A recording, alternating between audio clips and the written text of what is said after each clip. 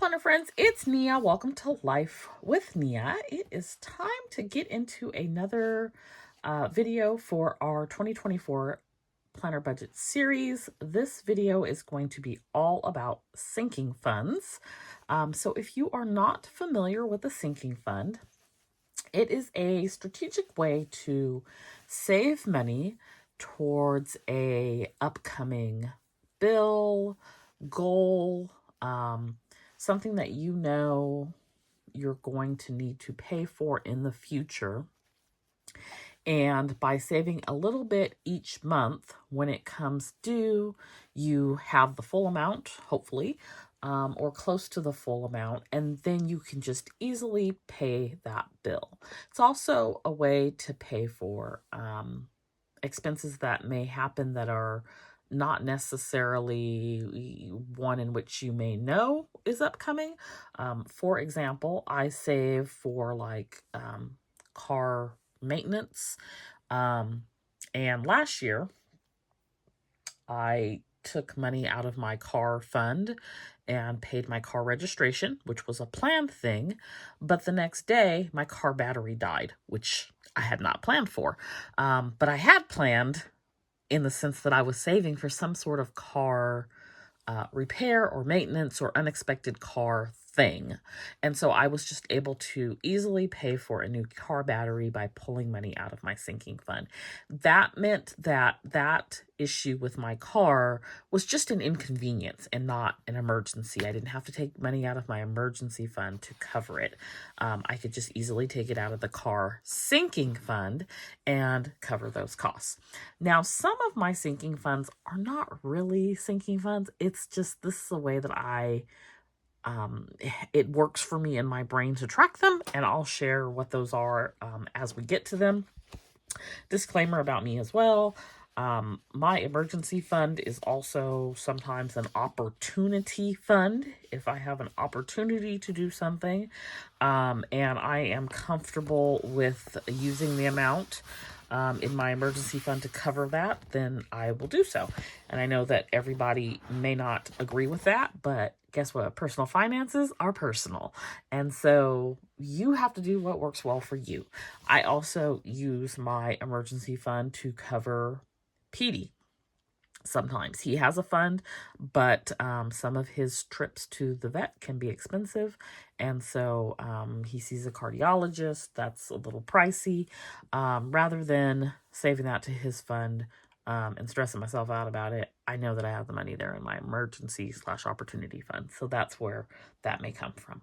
But hopefully that helps explain a little bit about what sinking funds are and how at least I use them. So when we started January, I had 25. I think I'm up to 30, but I know I'm getting rid of student loans, so I'll talk about that in a second. So I'm going to fluctuate this year probably somewhere between 25 and 30 sinking funds, or what I'm labeling as a sinking fund. Not all of them will be something that I'm contributing to every month, and I'll share that with you in just a moment as well. One of the resources I use is the Sinking Fund Savings Tracker from the Budget Mom. This is a free resource on her website, so you can head over to thebudgetmom.com, and I think it says like resources or free resources. You can click on that. She's got a whole library of freebies, and you can grab this tracker. So I want to show you how this works because I've already done this off camera. So an example would be you're saving $1,200. You have until December of 2024, so 12 months. And you don't already have anything saved, so you need to save $1,200. $1,200 divided by 12, the 12 months that you have to save, is $100 that you need to set aside per month. Using the same example, if you've already saved $300, then you only have $900 left to save, and so you would need $75 per month. This tracker just really helps you to sort of figure that out. So what I am going to do here in my budget binder is go through the sinking funds and the dollar amounts that I am going to be saving for 2024. I did go through and do the tracker, but I just don't feel like it would be a good use of the time to go through that with y'all. I have some things that are due like in January and February, so the calculation seems weird because here's an example. My Sam's Club membership is due in January. I have $60 already saved, but my mom paid it, so I'm not saving anything for 2024 because that happened. Costco is $60. It's due in February. But I'm saying here that I still have 12 months. I don't have anything saved, which I actually do. I just haven't paid. It works for my head anyway. So I actually do have $60 saved, but if I did it this way, then I would have zero left to save. And if I'm looking at February through the next 12 months for really February 2025, then I would have another 60 to save. So because this is confusing, I'm just not going to go through it on camera. Instead, I'm going to go through on here and tell you what I'm saving and how and why. So starting with the emergency fund, the goal is to save $5,000 this year. I'm going to be doing the 100 envelope challenge again. And so, if you are saving $5,000, and you have 12 months to do it, that comes out to $14.16 and 66. Anytime I have numbers like this, I'm gonna round up or round down. So I say the amount is $420, which is rounded up. However, I do still use the 100 envelope challenge, and I'm just gonna write that here because I'm not going to use these check boxes and it's mine and I want to write it. So, I may pull numbers. I generally, when I'm pulling numbers for the 100 envelope challenge, I'm not going to hit exactly 420, but I'm going to save a little bit more than that. And I stop once I get that amount. So, because it'll all even out over the course of 12 months. So, that is the goal for the emergency fund. Again, it is also an opportunity fund, so I may pull money from that. That is not necessarily for an emergency. For taxes, I keep a sinking fund for taxes. I do own a business, Studio Bliss Co, which is primarily a sticker company, but a stationery company as well. And I have to pay quarterly taxes. So the amount is going to vary based on what my sales are. So I take anywhere from 25 to 30% and set that aside for taxes, and then I pay my quarterly taxes. So there is no set dollar amount for that. For vacation, I say I'm going to save this year $25 a month plus $5 bills. So in the past, all I've been doing is the $5 bills. I want to start having more consistency because I'm hoping at some point I'm going to be able to go outside. I know outside is open again. But with Petey's health, I really don't go anywhere. So I feel like at some point I will have a nice chunk of change to be able to do a nice vacation. I don't have a goal per se as far as a dollar amount that I want to get to. But I've been saving for vacation for like 3 years now. And so there's a good little bit set aside. We did do a little Pismo trip to the beach for my birthday in 2023. And so I used maybe somewhere between $300 or $400 from my vacation fund, but not a large amount. And so I just want to continue to let it grow until I'm ready to go somewhere. So that is going to be the amount for that. So for health and for car, I was doing 40. I am going to reduce these both down to 20.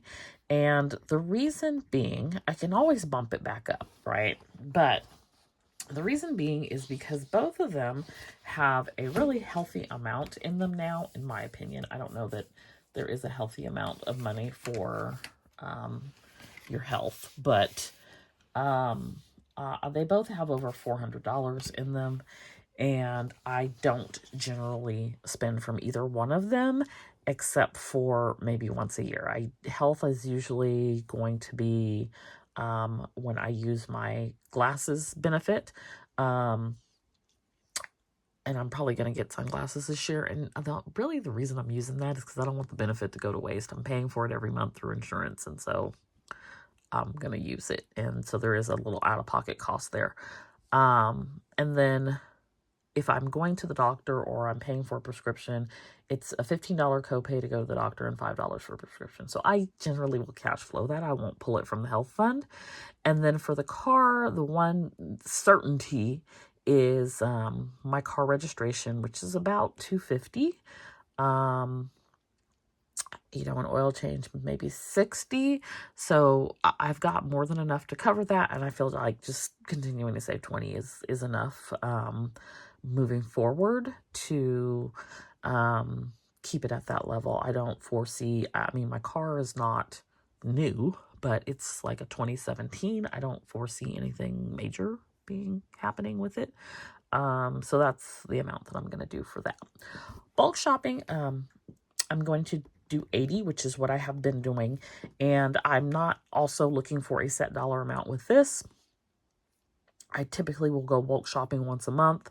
And sometimes I don't go at all. And I'd like to let it build up. So it just depends. I think this month I'm trying to do low spend on groceries and dining out. And I think I'm going to try to do that again next month. So that may keep me out of bulk shopping for a minute and allow it to build up anyway.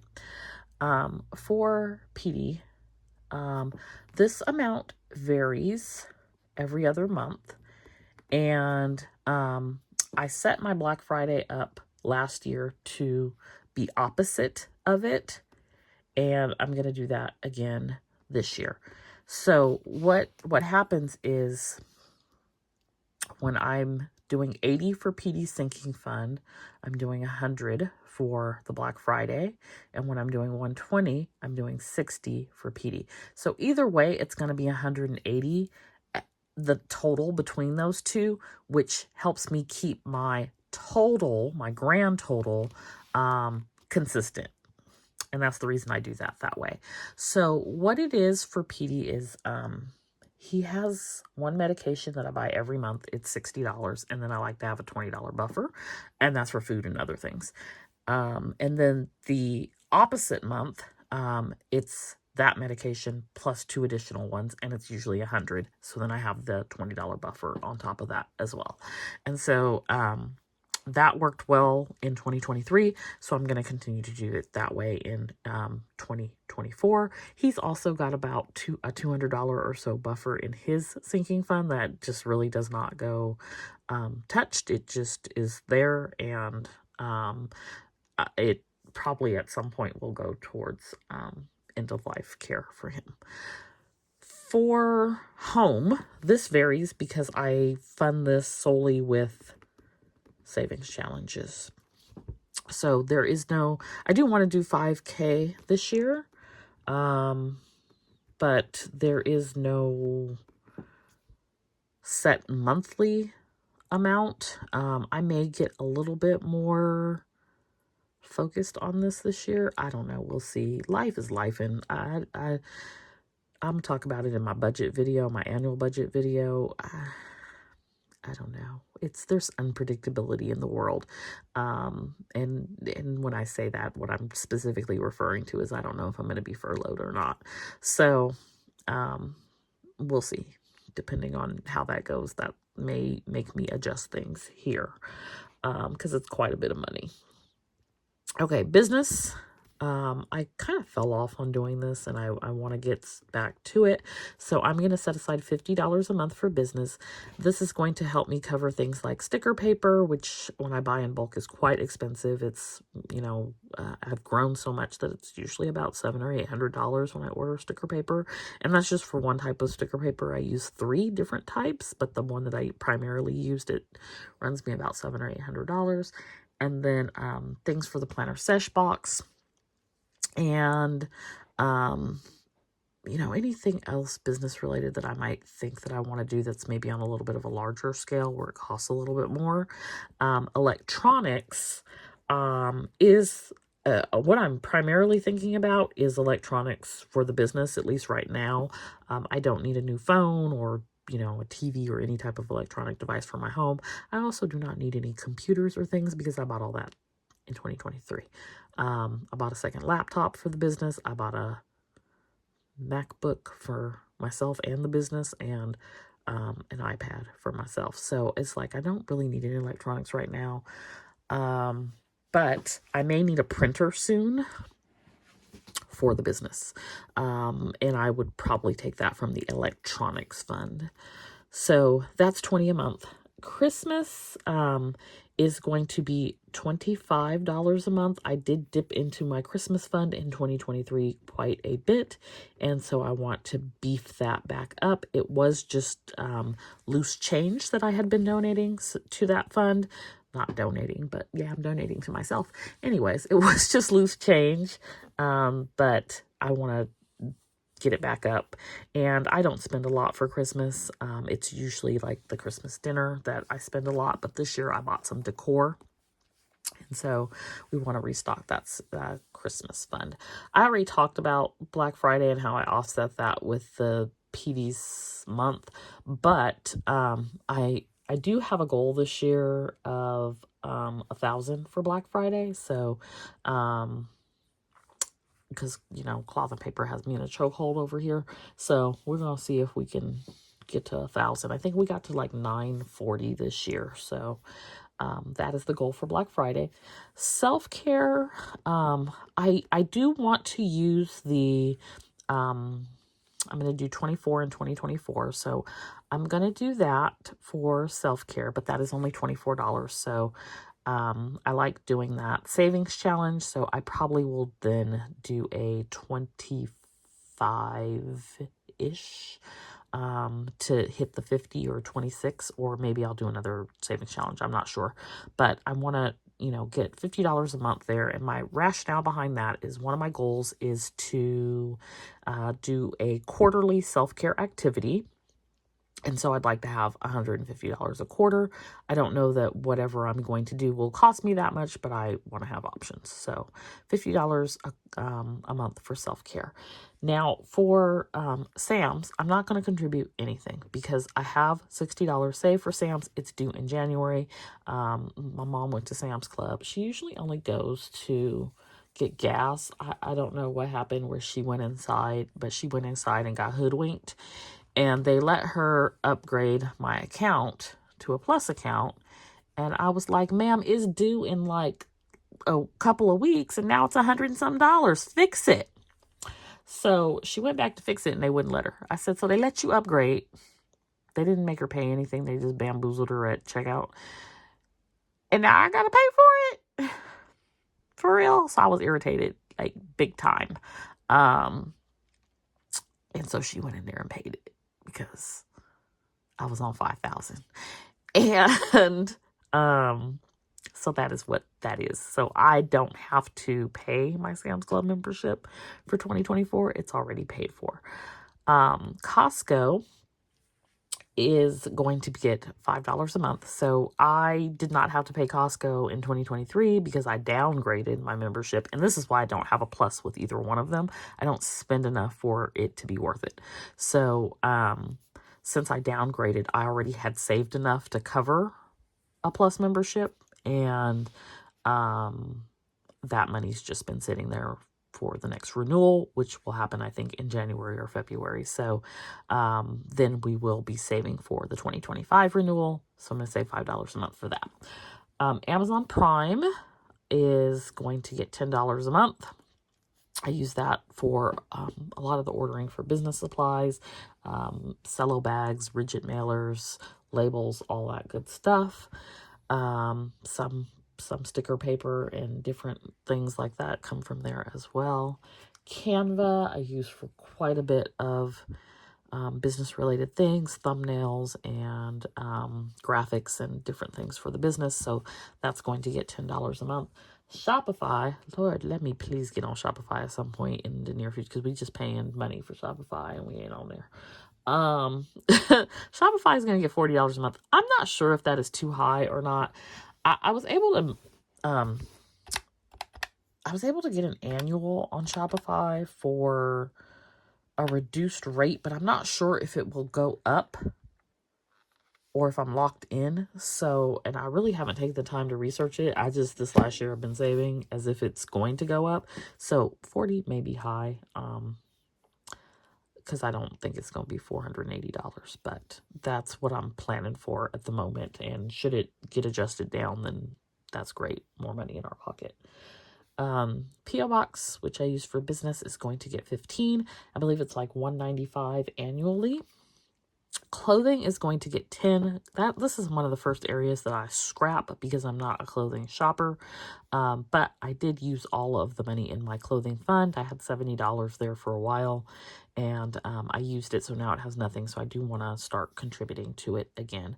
Birthday is going to get 50. My birthday is in June, so this only gives me 6 months to save, and that will give me $300. Now, I also have a self-care fund and a profit account that I can pull from, which is what I did last year in 2023. So I probably will do that again this year if I go somewhere. Otherwise, I might just be at home, and for me, like a really great meal, eating out somewhere, I'm happy with that. So I'm not spending an exorbitant amount for my birthday. Estate. For this, I'm going to save $75 a month, and I believe the box is like roughly $150, and I think it's every 3 months that you're charged, so it gives me a little buffer in there, like for the January box, because I bought 2, so that's nice to have. That is from Cloth and Paper. That's their lifestyle box. Insurance, car and home. So the 120 is a little high. I think my monthly rate is around 108. But I am anticipating that they're going to raise it. So I've been saving 120. Home insurance, it really all I need is 20, but this is also serving as a buffer for the car.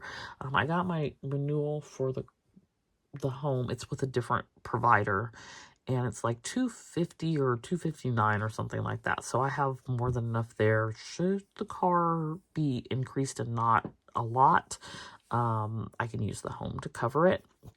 And I just don't know. I definitely, like, I had told them 2,000 miles, which was what I did in 2022. And I know that seems really low, but y'all don't go nowhere. Because I went to Pismo this year, that was like maybe 500, 600 miles round trip. So it really ate into my 2,000. Otherwise, I would have been under still. So I think I'm going to be around 2,500 to 3,000 this year. And I'm going to be probably commuting more to the office next year. So I anticipate the car insurance going up.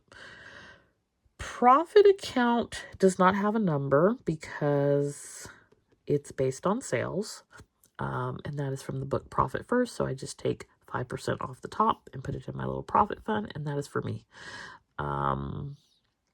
Roth and solo 401k. So the monthly goal amount for both of these is $500, which is funny because the annual goal is $5,000. So it's a little high, but that's okay. The Roth I use solely from my Etsy sales to fund. The solo 401k is also going to come from Etsy sales. However, I don't even know if I make enough money to cover this. That sounds ridiculous, but I just said it. However, I'm going to take $250 off the top on my income because I believe that's the amount of my cost of living adjustment, and I need to lessen my income for tax purposes.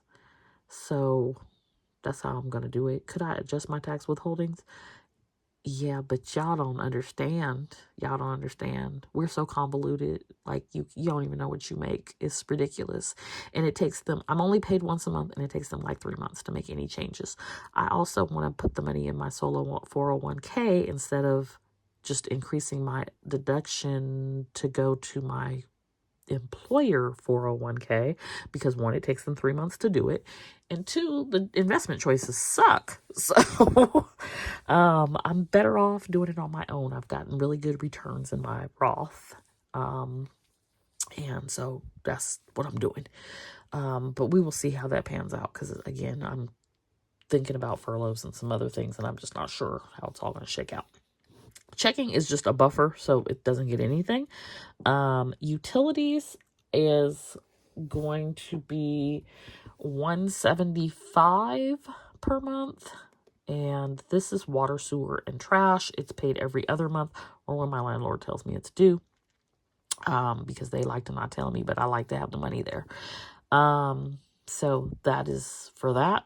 And then student loans is getting 0 because I have $700 sitting in the sinking fund now, and Mohila is sending me back my check for $526 and I believe 42 cents or something like that.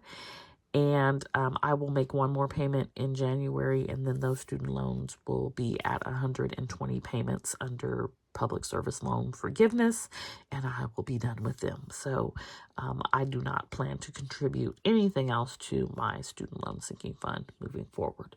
So those are the sinking funds that I am planning for in 2024.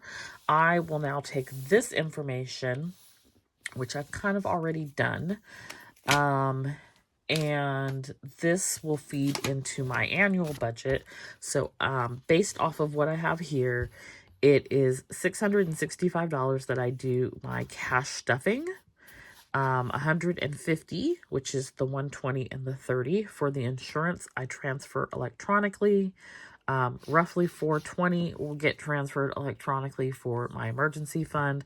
When I do the 100 envelope, I roll the dice. I pull the numbers. I don't roll the dice. I pull the numbers, and that determines the amount that I send over on payday. And then I'll be pulling the 250. So those are all going to be electronic things.